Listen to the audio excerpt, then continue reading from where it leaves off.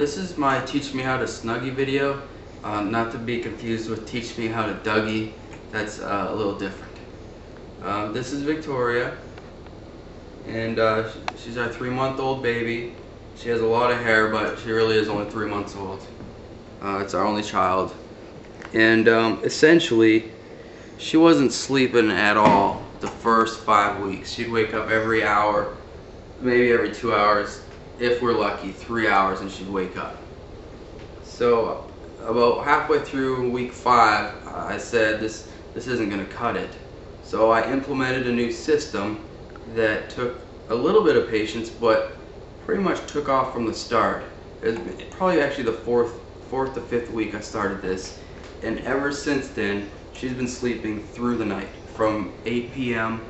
to around 6 in the morning. She may wake up twice at the most. Sometimes she doesn't wake up at all. The reason I decided to make this was I ran into a lady in a pediatrician's office, and she said she had a 4-year-old child, and she was excited because for the first time it would actually sleep 4 hours at a time. So for the first 4 years it would wake up periodically every 2 hours. And I realized that we'd been getting full night's sleep ever since she was 5 weeks old. So in the lieu that a bunch of our friends are having kids and co-workers are having children, we decided to put this video together to hopefully help everyone get a little more sleep, and that might just go a long way to improving everyone's lives. So here's my video.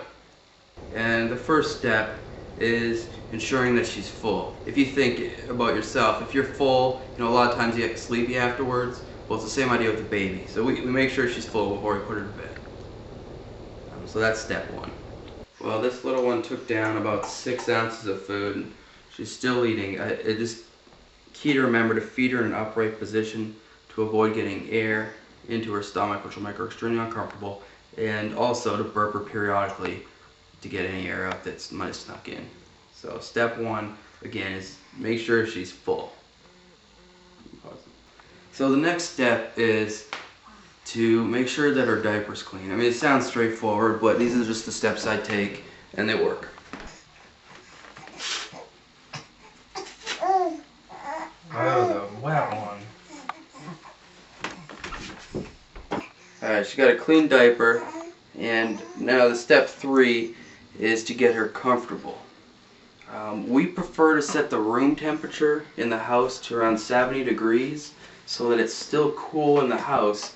But as you see here, I'm going to put her in a warm outfit and then snuggie her so that her feet stay warm and her torso stays warm and she's wrapped up comfortably, but her head and face stay cool, which in my opinion keep her the most comfortable.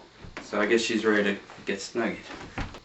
You can use a onesie, but I tend to use a sleeper because it has feet built in, and it'll keep her feet nice and warm. I don't want her feet getting cold in the middle of the night and waking her up because she's uncomfortable. You can use a onesie, I suppose, but I'd recommend putting socks on her as well.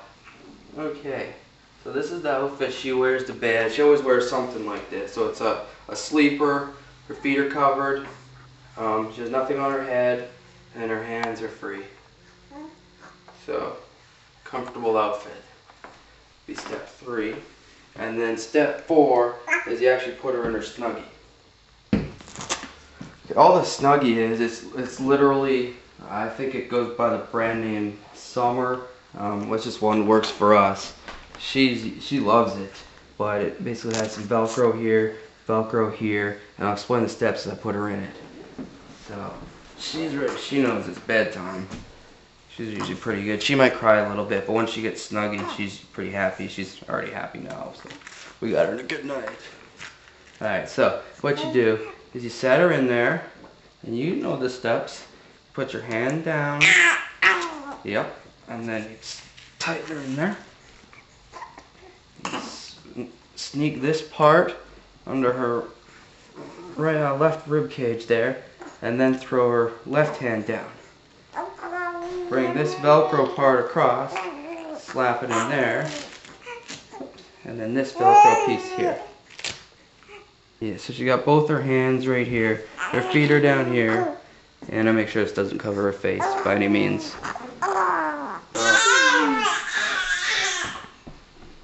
A lot of times when babies get tired, they start to get a little cranky like this. You just kind of got to fight through it. So you see she got upset there. I'm rocking her a little bit. I'm going to feed her a little more, and I'll explain that in a second. Alright, so when she gets close to going to bed, sometimes she'll fight it, sometimes she'll go right to bed. But I tend to, after I get her snuggied, essentially it's like topping her up. So she's all snuggied, she's comfortable, she's ready to go. And I just give her that last little bit of food and rock her to bed, which to me just ensures I know she's not hungry, I know her diaper's clean, I know she's comfortable, and we kind of just go from there. So I'll rock her for a little while. Sometimes it takes 5 minutes, sometimes it takes 10, sometimes it's basically instantly she falls asleep. And I just want to know that I've done everything I can to make her comfortable. So I'll be putting her to sleep here in a couple minutes. But one of the biggest keys is that her bed is separate from our room. The reason behind that being, baby's sleep cycles last about 2.5 hours. So she's going to wake up at 2.5 hours regardless of what we do. But what we're looking for is for her to go back to bed. If she wakes up and she's in our room, she can sense that we're there either by sounds or by seeing us or even by smelling us, and then she'll want some stimulation and she'll wake up. If she's sleeping in her own room, she won't sense any of that and she'll go right back to bed. That's one of the biggest keys. And another thing is, when I put her to bed, I give her about a 15-minute leeway where she can cry and I won't come in and interrupt her. So as I put her to bed here, she has about a 15-minute window before I'll come in and then try it all over again.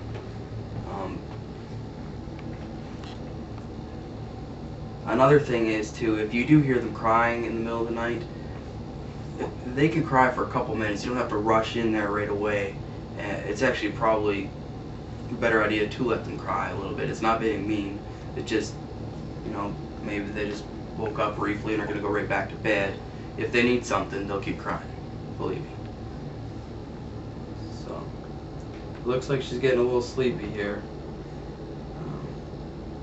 And she probably took another half an ounce down at this top off stage while I'm rocking her to sleep.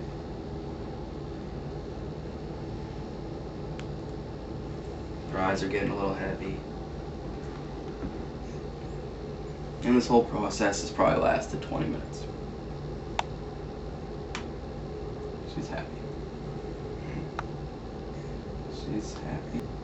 Another thing I'll add is that before you start the whole feeding process, before you start step 1, another option is to give her a nice warm bath ahead of time, and that'll just help them sleep too. But we try and do that every second night, or every night if we have enough time, but at least every second night.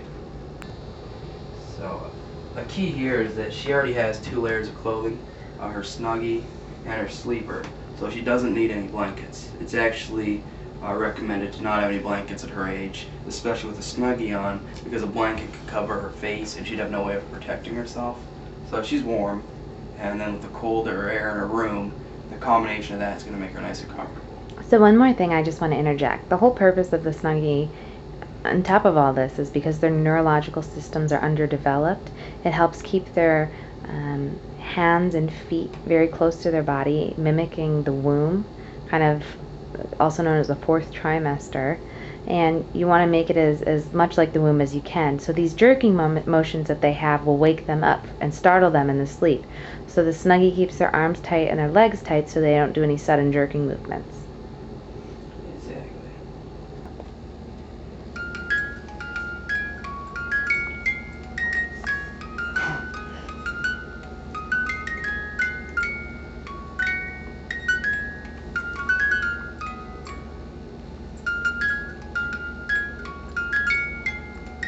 One thing is, at this age of 3 months, is she's in a bassinet inside the crib. Keeping them cuddled, close, secured is a really good feeling for them. The big crib is too open for her, so keeping her in the bassinet until she's about 4 months, 5 months, and she outgrows it, I think is the best thing for her.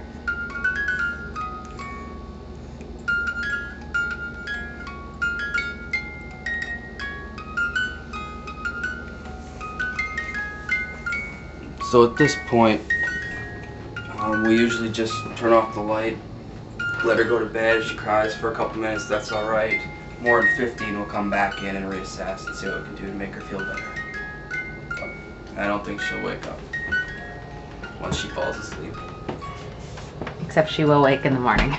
She'll wake up eventually. I think that's important. Hi, nice baby.